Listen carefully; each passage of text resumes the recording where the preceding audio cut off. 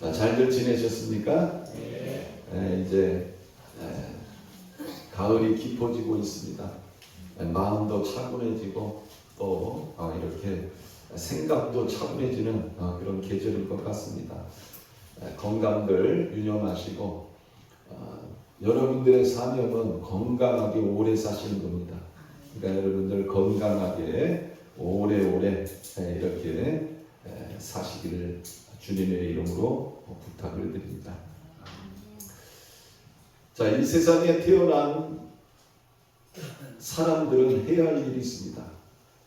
그 해야 할 일이 뭐냐면 하나님을 찬양하고 경배하는 것입니다. 오늘 읽은 시편 66장은 이렇게 말씀하고 있습니다. 온 땅이여 하나님께 즐거운 소리를 낼지어다. 그의 이름의 영광을 찬양하고 영화롭게 찬양할지어다. 하나님께 아뢰기를 주의 일이 어찌 그리 어미하신지요. 주의 큰 권능으로 말미암아 주의 원수가 주께 복종할 것이며 온 땅이 주께 경배하고 주를 노래하며 주의 이름을 노래하리이다 할지어다. 자, 여기서 말하는 온 땅이요라는 이 말씀은요, 온 나라의 민족과 나라들을 말씀하고 있습니다. 자, 지상의 모든 나라들, 모든 민족들이 해야 할 일이 있습니다. 바로 하나님을 찬양하고 경배해야 된다는 것입니다. 이 땅에 태어난 모든 피조물인 인간들은요, 마땅히 하나님을 찬양하고 경배할 것을 성경은 우리들에게 말씀하고 있습니다. 자, 그러면 왜 우리가 하나님을 찬양하고 경배해야 됩니까? 오늘 본문 말씀을 통해서 그 이유를 우리가 같이 한번 살펴보려고 합니다. 자, 첫 번째로 하나님의 행하심이 어미하시기 때문이다. 이렇게 말씀하고 있습니다. 자, 5절 말씀 같이 한번 읽습니다. 시작. 와서 하나님께서 행하신 것을 보라. 사람의 아들들에게 행하심이 어미하시도다. 자, 이 시편 66편을 기록한 이 시편 저자가 하는 말이 뭡니까? 와서 하나님께서 행하신 것을 보라는 겁니다. 하나님은 상상 속에만 계신 하나님, 그냥 이론적으로만 계시는 하나님, 사람이 만들어낸 하나님이 아니라는 겁니다. 우리가 믿는 하나님은 어떤 하나님이냐? 역사의 주관자가 되시고 역사 속에서 엄청난 놀라운 능력과 기적을 행하신 분, 그 하나님이라는 겁니다.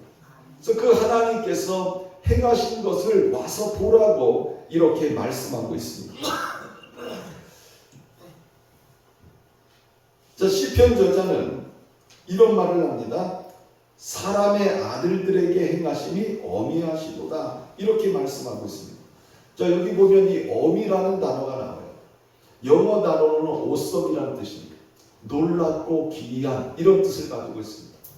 우리 하나님은 어떤 하나님이냐? 아주 놀랍고 기이한 일을 행하신 분임을 말씀하고 있습니다. 자, 하나님은 택하신 자녀들을 위해서 어떤 놀랍고 귀한 일들을 행하셨습니까? 자, 6절 말씀 같이 읽습니다. 시작. 하나님이 바다를 변하여 육지가 되게 하셨으므로 우리가 걸어서 강을 건너고 우리가 거기서 주로 말미암아 기뻐하였도다. 자, 우리는 이 말씀을 읽으면서 딱 머릿속에 떠오르는 사건들이 있습니다. 바로 어떤 사건입니까? 이스라엘 백성들이 출애굽할 때 홍해를 건넌 사건입니다. 출애굽기 14장에 보면요, 이스라엘 백성들이 애굽을 출애굽해가지고 나왔습니다. 그리고 어디에 장막을 쳤느냐? 하나님께서 홍해 바다 앞 비아히롯 앞 곧 바알스본 맞은편 바닷가에 장막을 치라고 합니다. 그래서 이스라엘 백성들이 장막을 쳤어요. 그런데 어떤 일이 납니까? 뒤에서 애국 군사들이 쳐들어오는 거예요. 앞에는 홍해 바다고 뒤에는 애국 군사가 쳐들어오는 이런 일이 일어나고 있었습니다. 절대절명의 위기에 처한 이스라엘 백성들이었습니다. 이때 하나님께서 말씀합니다. 모세야, 이스라엘 백성들을 앞으로 나가게 하라. 앞으로 나가라는 건 어디를 향해서 가라는 거예요? 바다를 향해 가라는 겁니다. 그리고 네 손에 들고 있는 지팡이로 바다를 가리키라는 거예요. 모세가 순종했습니다. 그랬더니 어떤 일이 나요? 바다가 쫙 갈라지면서 이 물이, 흐르는 물이 여러분 갈라지면서 벽이 서면서 이 바다 한가운데 길이 납니다. 마른 길이 나는 거예요. 그러면서 이스라엘 백성들이 바닷길로 난 그 마른 길로 이제 건너가기 시작합니다. 놀라운 일이 일어난 거죠. 이스라엘 백성들은 건너갑니다. 근데 그 뒤에서 애굽 사람들이 쫓아오는 거예요. 그때 하나님께서 모세에게 말씀합니다. 모세야, 네가 가지고 있는 지팡이로 바다를 가리켜라. 그랬더니 어떤 일이 납니까? 다시 갈라진 그 바다가 합쳐지면서 그 쫓아온 애국 군사들이 다 죽음을 당하는 물에 수장되는 이런 일이 일어나게 되어진 겁니다. 우리가 읽은 이 말씀 속에 나오는 하나님이 바다를 면하여 육지가 되게 하셨으므로 라는 이 말씀이 바로 그 사건이에요. 그리고 여기 보면 또 한 가지의 사건이 우리 머릿속에 떠오릅니다. 바로 뭐예요? 물이 넘쳐 흐르는 요단강을 건넌 사건입니다. 여러분, 이 요단강에 물이 넘쳐 흘러가지고요, 사람의 힘으로는 건널 수 없는 이런 상황이었습니다. 근데 하나님께서 말씀하시기를 이 법궤를 맨 제사장이 요단강에 발을 내딛으면 요단강이 갈라질 것을 말씀해요. 그래서 이 법궤를 메고 제사장이 물이 넘쳐 흐르는 요단강을 밟습니다. 그랬더니 어떤 일이 나요? 물이 갈라지는 일이 일어난 거죠. 그러면서 이제 그 요단강에 길이 납니다. 마른 땅이 생기고 그 땅으로 이스라엘 백성들이 요단강을 건너가는 이런 일이 일어나게 되어진 거죠. 왜 우리가 하나님을 찬양하고 경배해야 됩니까? 하나님이 행하신 일이 너무나 놀랍고 기묘하기 때문에 그렇습니다. 누가 바다를 변하여 육지를 만드실 수 있습니까? 누가 물을 갈라서 마른 땅이 되게 하실 수 있습니까? 하나님만이 하실 수 있다는 거예요. 하나님이 그런 일을 행하셨기 때문에 우리를 향하여 말씀하시는 게 뭐냐? 하나님을 찬양하고 경배하라. 오늘날도 하나님을 믿는 자들을 위해서 하나님은 능히 이런 일을 하실 수 있는 분임을 믿으시기를 바랍니다. 왜 또 하나님을 찬양하고 경배해야 됩니까? 두 번째로 하나님께서 능력으로 다스리시기 때문에 그렇습니다. 자, 우리 7절 말씀 같이 한번 읽습니다. 시작. 그가 그의 능력으로 영원히 다스리시며 그의 눈으로 나라들을 살피시나니 거역하는 자들은 교만하지 말지어다. 자, 하나님은 어떤 분이냐? 능력으로 다스리십니다. 우리 하나님은 우리가 상상치 못하는 이런 엄청난 능력을 갖고 계신 분임을 성경은 우리들에게 말씀하고 있습니다. 여러분, 이 우주 만물을 누가 창조하셨어요? 하나님이 창조하셨어요. 그리고 그 하나님이 지금도 이 모든 우주 만물을 통치하고 계십니다. 하나님은 지금도 그의 눈으로 나라들을 살피신다, 이렇게 말씀하고 있습니다. 예수님은 이런 말씀을 하셨습니다. 공중에 새를 보라. 심지도 않고 거두지도 아니하는데 또 창고에 모아들이지도 않는데 하나님께서 이 참새들을 기르시지 않느냐? 너희는 이것들보다 귀하지 아니하느냐? 그리고 또 이런 말씀을 합니다. 너희의 머리털까지도 세시는 분이다. 여러분, 오늘 아침에 머리들 감으셨을 거예요. 근데 머리털 감으면 여러분, 머리털이 빠져요, 안 빠져요? 여러분들 빠진 머리털 세보신 분 있어요? 없죠. 내 머리털이 몇 개가 빠진지도 몰라. 네? 그리고 머리털이 빠진 자리에 머리털이 나는지 안 나는지도 몰라. 근데 우리 하나님은 어떤 분이냐? 이 머리털 숫자도 다 아신다, 이렇게 말씀하고 있습니다. 우리가 믿는 하나님은요, 우리가 생각하는, 우리가 상상할 수 있는 것보다 훨씬 더 능력을 갖고 계신 분인 줄 믿으시길 바랍니다. 그래서 우리가 이 땅에 살아가면서 어떻게 신앙생활을 해야 되느냐?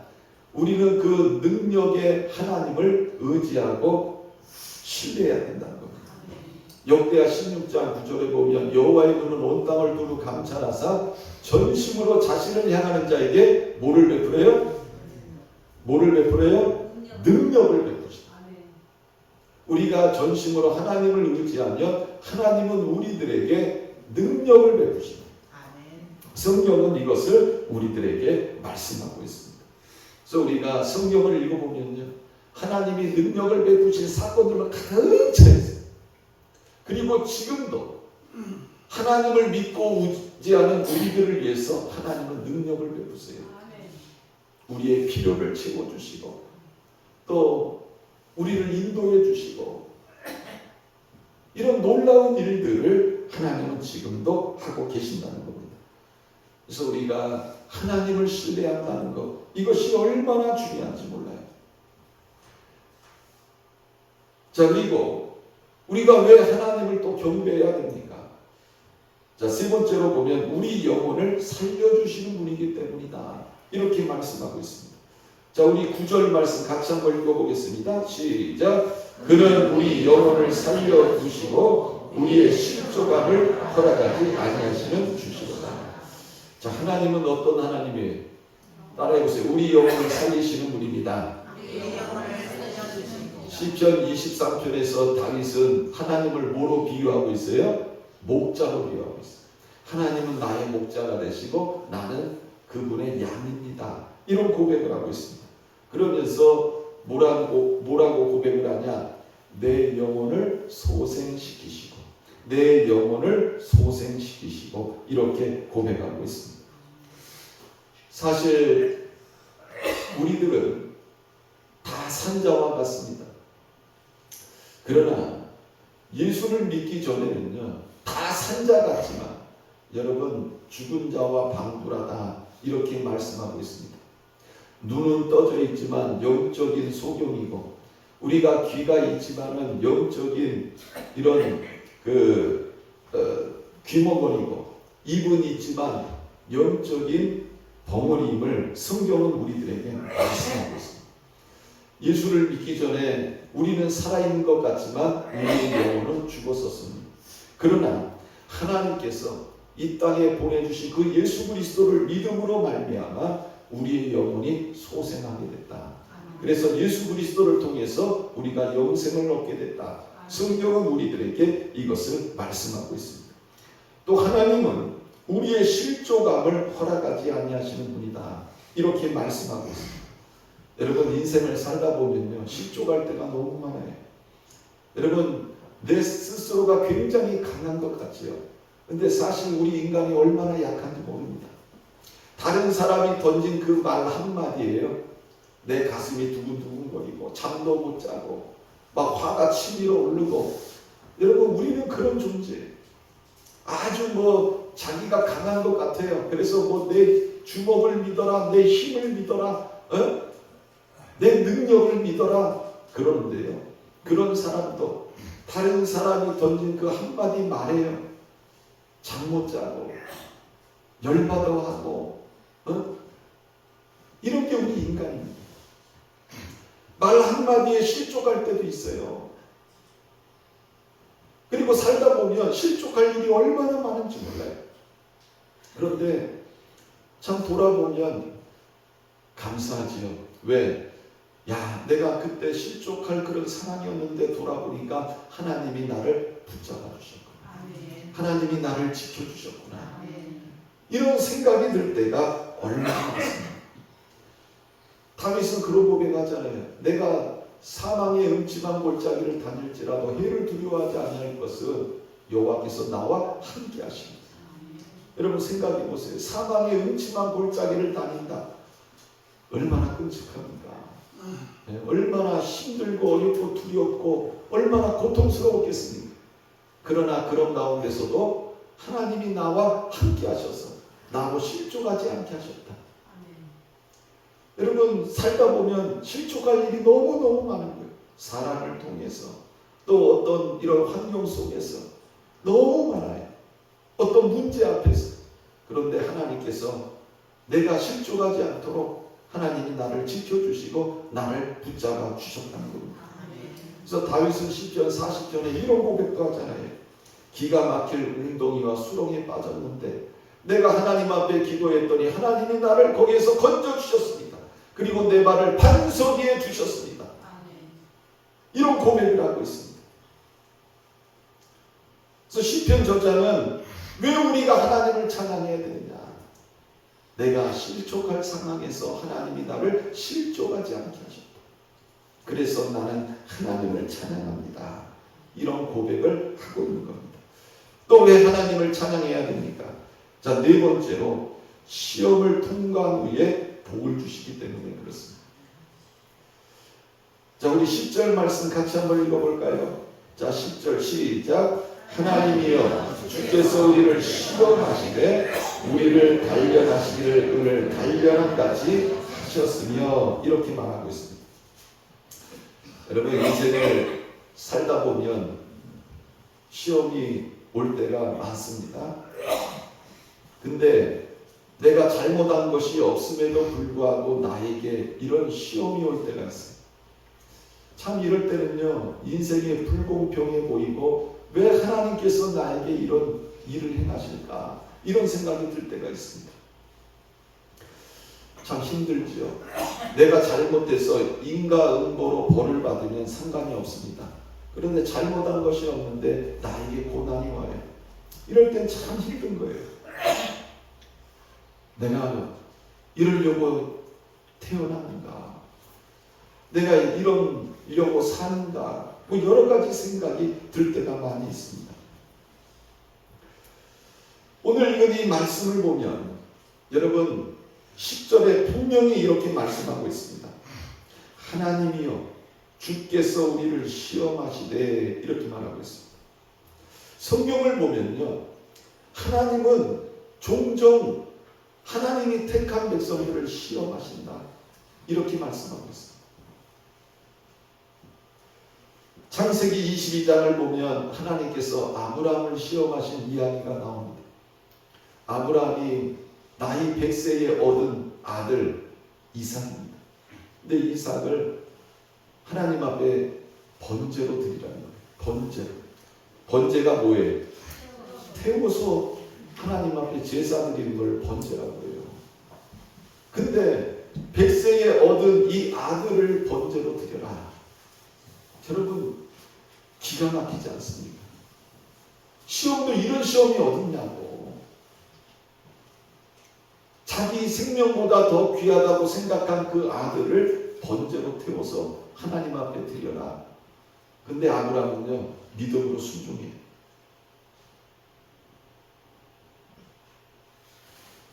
결국 이 시험을 통과를 했습니다. 또 신명기 33장 8절에 보면 이런 말씀이 나와요. 레이에 대하여는 일렀을 때 주의 둠민과 우림이 주의 경건한 자에게 있도다. 주께서 그를 마사에서 시험하시고 무리바 물가에서 그와 다투시고. 주께서 그를 마사에서 시험하셨다. 이렇게 말하고 있습니다. 자, 이게 무슨 이야기냐면요. 이스라엘 백성들이 신광야를 떠나가지고 르비딤에 장막을 쳤습니다. 근데 마실 물이 없는 거예요. 그러니까 백성들이 이스라엘 백성들과 다투기 시작합니다. 우리를 이리로 인도한 것은 여기서 우리를 죽이기 위함이냐? 왜 이런 데로 인도했느냐? 하면서 모세와 다투고 모세를 원망하고 하나님을 원망하기 시작합니다. 이때 모세는요 그들과 싸우지 않아요. 하나님 앞에 엎드립니다. 그랬더니 하나님께서 모세에게 이렇게 응답하세요. 모세야, 너는 장로들을 데리고 내 지팡이를 손에 들고 호렙산에 있는 반석을 쳐라. 그러면 그 반석에서 물이 나올 것이고 그 물을 마셔라. 이런 말씀을 합니다. 그래서 모세는요 말씀에 순종해요. 그래서 그 시험을 잘 통과를 했습니다. 그런데 문제는 뭐냐? 무리바 물가에서는 그러지 못했다는 거예요. 마사에서는 시험에 통과했는데 모세가 무리바에서는 그러지 못했다는 겁니다. 무리바라는 곳에 또 물이 없으니까 이스라엘 백성들이 원망하고 불평하고 모세를 대적하고 모세가 또 하나님 앞에 엎드렸어요. 하나님, 물이 없습니다. 어떡할까요? 그랬더니 하나님께서 이렇게 응답을 하십니다. 내 형 아론과 함께 회중을 모으고 그들의 목전에서 반석에게 명령하여 물을 내라. 이런 말씀을 하셨습니다. 그런데 이번에는 모세가 회중을 향하여 이르기를 관역한 너희여 들으라. 우리가 너희를 위하여 이 반석에서 물을 내랴 하고 지팡이로 반석을 2번을 칩니다. 그랬더니 물이 나왔어요. 어쨌든 물이 나왔습니다. 그런데 하나님께서 모세에게 이런 말씀을 하는 거예요. 모세야, 너 왜 백성들 앞에서 나를 믿지 아니하고 내 거룩함을 나타내지 아니했느냐? 고로 너희는 이 회중을 내가 그들에게 준 땅으로 인도하여 드리지 못하리라. 마사라는 곳에서는요, 하나님 말씀대로 모세가 그대로 순종을 했어요. 그런데 이 무리바라는 곳에는 모세가 백성들을 향해서 화를 낸 거예요. 그랬더니 하나님께서 그걸 보시고 너 왜 화냈느냐? 너 왜 거룩함을 나타내지 못했느냐? 하나님께서 모세에게 말씀합니다. 그러면서 너는 약속의 땅에 들어가지 못할 것이다. 이런 말씀을 하신 거예요.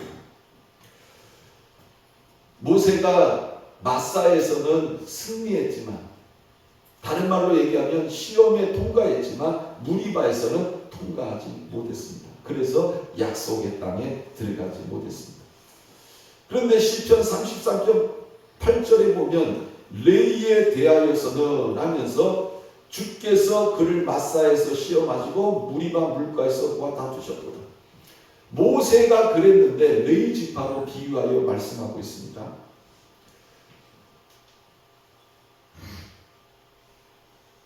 하나님께서 이 모세가 한 일을 레위 지파로 이렇게 비유하여 말씀하고 있는 거죠. 그래서 결국 이 모세는 시험에 통과하지 못해서 이 모압 땅 비스가 산꼭대기에 올라가서 이 약속의 땅만 바라보고 결국은 약속의 땅에 들어가지 못하고 모압 골짜기에서 죽었습니다.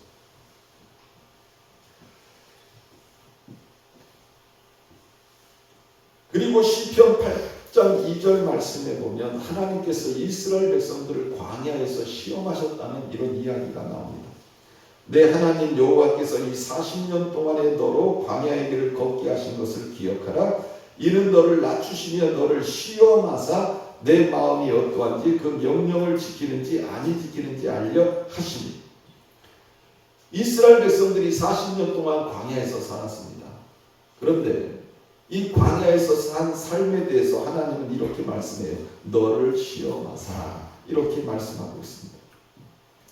광야에서 40년간의 삶이 이스라엘 향한 하나님의 시험이었다. 이렇게 성경은 말씀하고 있습니다. 여러분, 때로 하나님은 우리를 시험하십니다.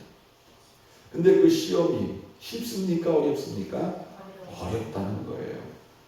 여러분, 왜 이 시험이 어려우냐? 오늘 읽은 본문 말씀에서 우리들에게 말씀하고 있습니다.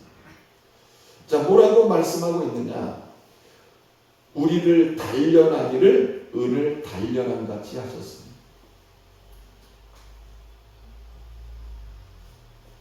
자, 은을 재련한다 그러죠. 은을 재련하는 것은요, 뭐냐면 순은을 만드는 거예요. 그래서 그 높은 온도에서 이제 그 모든 불순물을 제거하는 겁니다. 그래야 순은이 나오는 거예요. 근데 하나님께서 우리에게 뭐라고 말씀하는 거예요? 우리를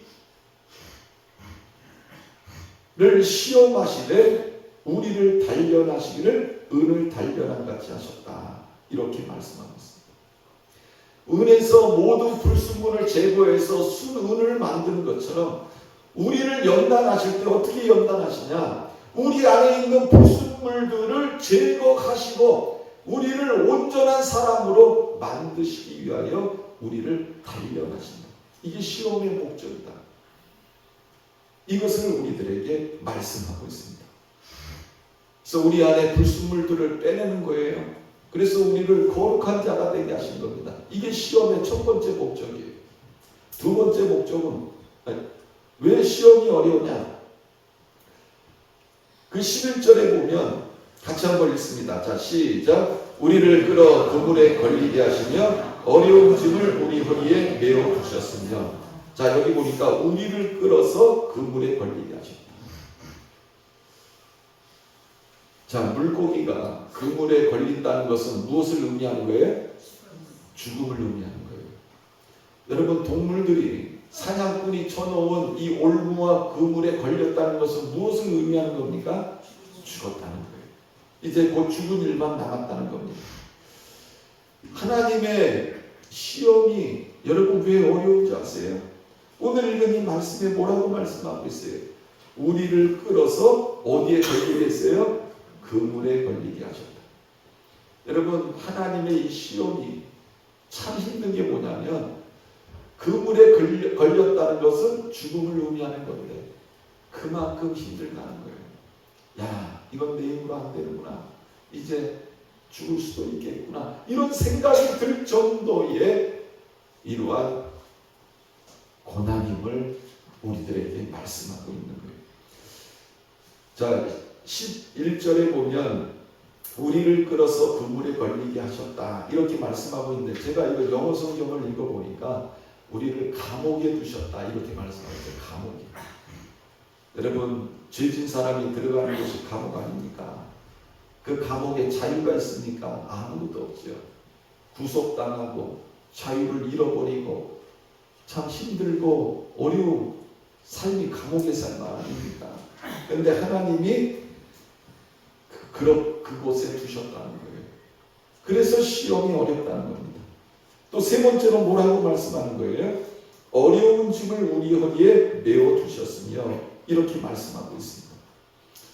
그러니까 여러분, 우리가 길을 걸어갈 때 손에 아무것도 짊어지지 않고 등에 짐을 지지 않고 걸어다니면 그래도 편해요. 근데 오래 걸으면 어떻습니까? 힘들잖아요. 근데 우리 등에다가 무거운 짐을 지고 걸어간다고 생각해 보세요. 여러분, 얼마나 힘들겠어요? 군대 가면은 여러분 훈련을 할 때 뭐예요? 배낭이죠?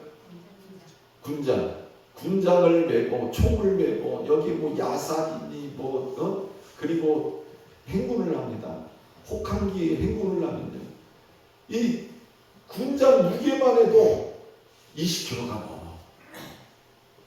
그리고는 뭐 혹한기 뛰면 200kg 막 이렇게 뛰거든요. 겨울에. 얼마나 힘들어. 산에서 그냥 땅 파고 거기에다 자고 거기서 밥 먹고 그래요. 그 군장을 메고 이러고 행군하고 돌아오면요. 발바닥에 다 터지고 그래요. 힘든 거예요. 근데 하나님이 뭐라고 말씀합니까? 어려운 짐을 우리 허리에 메어 두셨다. 그러니까 여러분, 하나님이 시험하실 때는요, 쉬운 게 아니에요. 왜? 내 허리에 그 어려운 짐을, 가벼운 짐도 아니고 쉬운 짐도 아니고 어려운 짐을 내 허리에 메어 두신 거예요. 얼마나 힘들겠어요. 여러분, 운동선수들 운동하는 거 보세요. 제가 스케이트 타는 거 한번 보니까 그 스케이트장에서 타이어를 허리에다가 끈으로 묶어가지고 거기 타이어 위에 코치가 딱 서가지고 무슨 선수를 뭐 말같이 해가지고 달리라고 그런 것도 봤어. 얼마나 힘들겠어. 네? 그러니까 하나님의 시험이 주어질 때는요, 쉬운 게 아니에요. 또 뭐라고 말씀하고 있습니까? 자, 우리 12절 말씀 같이 한번 읽어볼까요? 시작. 사람들이 우리 머리를 타고 가게 하셨나이다. 우리가 불과 물을 통과하였더니 주께서 우리를 끌어내사 풍부한 곳에 들이셨나이다. 자, 하나님의 시험이 또 왜 어려우냐? 여기 보니까 사람들이 우리 머리를 타고 가게 하셨나이다. 우리 머리를 타고 가게 하셨나이다. 자, 이게 무슨 말이에요?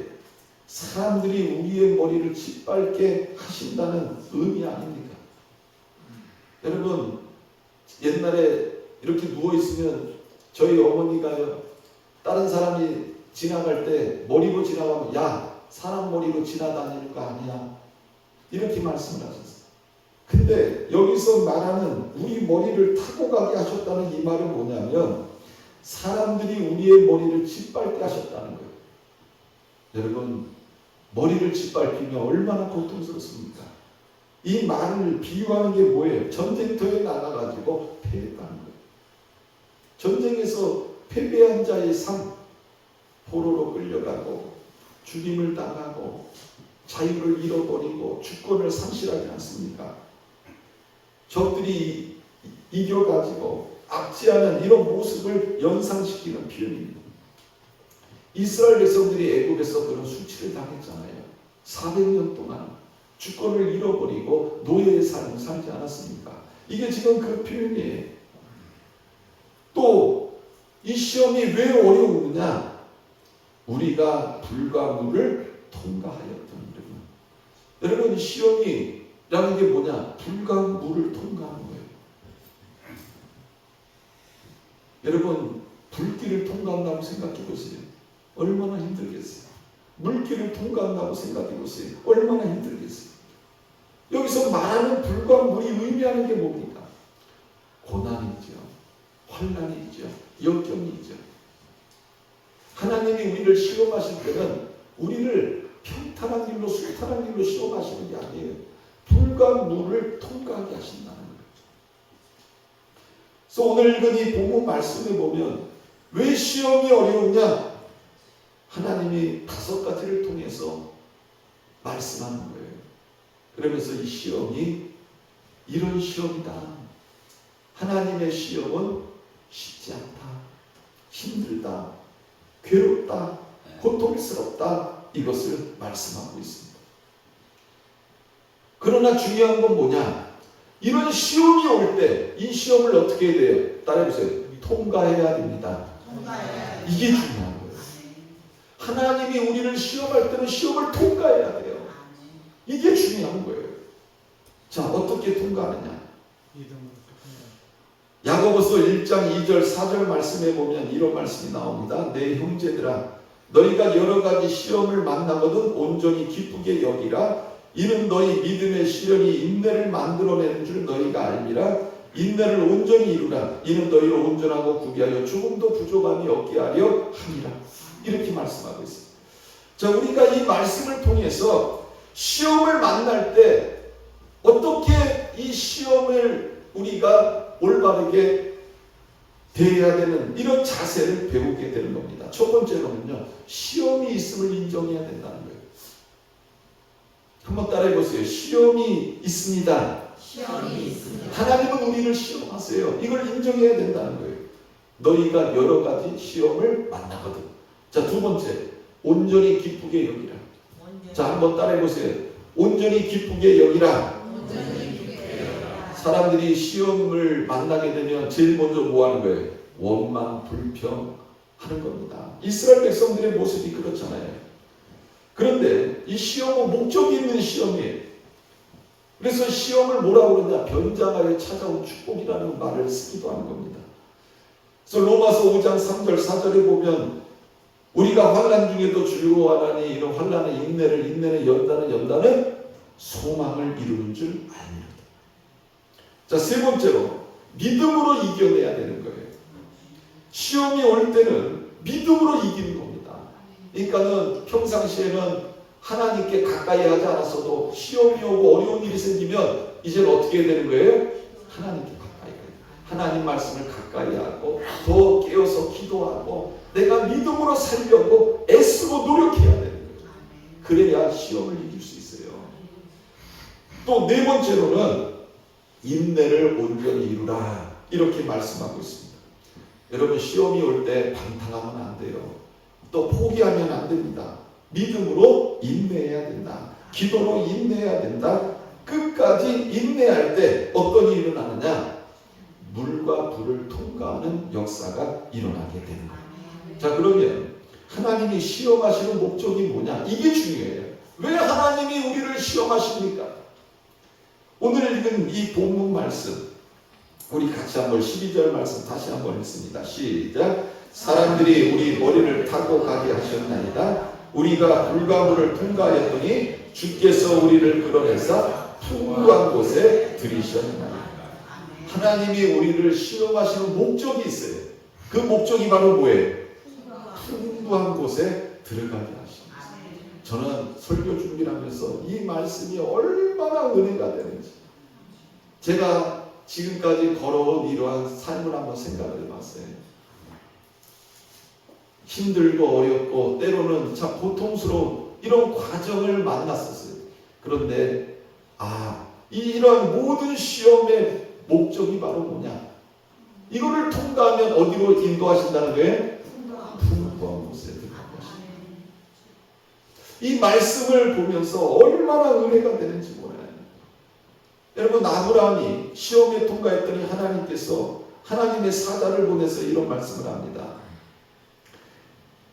내가 나를 가리켜 맹세하노니 너가 이같이 행하여 내 아들 내 독자도 아끼지 아니하였은즉 내가 내게 큰 복을 주고 내 씨가 크게 번성하여 하늘의 별과 같고 바닷가의 모래와 같게 하리니 내 씨가 그 대적의 성문을 차지하리라. 또 내 씨로 말미암아 천하 만민이 복을 받으리니 이는 내가 나의 말을 준행하였습니다. 여러분, 아브라함이 이런 복을 받았어요. 그리고 요셉도 여러분 시험을 통과했더니 애굽의 총리가 됐어요.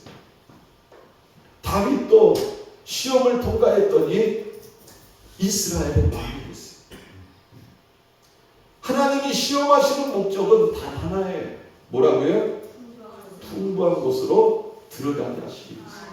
하나님이 왜 이스라엘 백성들을 그렇게 훈련을 시켰습니까? 바로 이 약속의 땅, 가나안 땅으로 인도하시기 위해서. 바로 풍부한 곳, 약속의 땅은 어떤 곳이에요? 젖과 꿀이 흐르는 땅. 이 풍부한 곳으로 인도하시기 위해서 하나님이 그렇게 연단하시고 시험하십니다. 그러니까 여러분, 이제 말씀을 맺습니다. 왜 우리가 하나님을 찬양하고 경배해야 됩니까? 오늘 우리가 들었던 이 말씀처럼 하나님의 행하심이 어미하고 하나님께서 능력으로 다스리시고 하나님은 영혼을 살려주시는 분이고 시험을 통과한 후에 복을 주시는 분이기 때문에 우리가 하나님을 찬양하고 경배해야 된다.